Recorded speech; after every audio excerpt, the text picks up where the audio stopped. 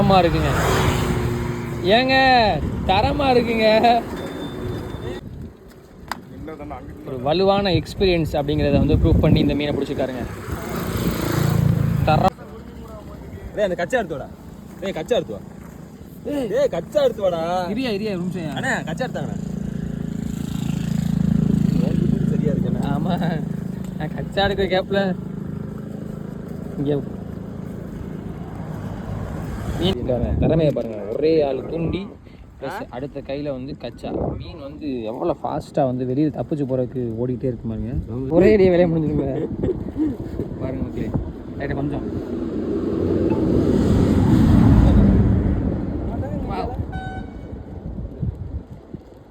சரியான ஒரு போராட்டம். வாங்க மீனை உள்ளே ஏற்றணும். அது தெளிவா கச்சா கிட்ட வந்தோடனே பேரு.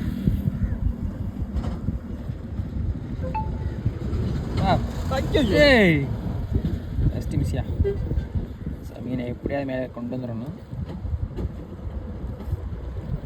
வாவ், செம்ம ஒரு எக்ஸ்பீரியன்ஸ் காட்டிட்டாருங்க. வேற லெவல் எக்ஸ்பீரியன்ஸ் காட்டிட்டாரு. அதோட 10 வருஷமாக தூண்டி போட்டதுக்கு அவர் என்னென்னலாம் பண்ணியிருக்காரு அப்படிங்கிறத வந்து ப்ரூவ் பண்ணியிருக்காரு. ஸோ கிட்டத்தட்ட மீனே 1 கிலோக்கு மேலே தான் இருக்குது. சரியான மீன். அந்த மாதிரியான விஷயங்கள்லாம் வந்து இங்கே தம்மா துண்டு தூண்டி ஓரத்தில் என்ன கிடஞ்சி சரியான ஓரத்தில் கிடஞ்சி தூக்குனா கண்டிப்பாக மாட்டி கீழே வந்துருப்பான். மீனை பாருங்க. ஒரு வலுவான எக்ஸ்பீரியன்ஸ் அப்படிங்கிறத வந்து ப்ரூவ் பண்ணி இந்த மீனை பிடிச்சிருக்காருங்க. தரமா இருக்குங்க. ஏங்க தரமா இருக்குங்க.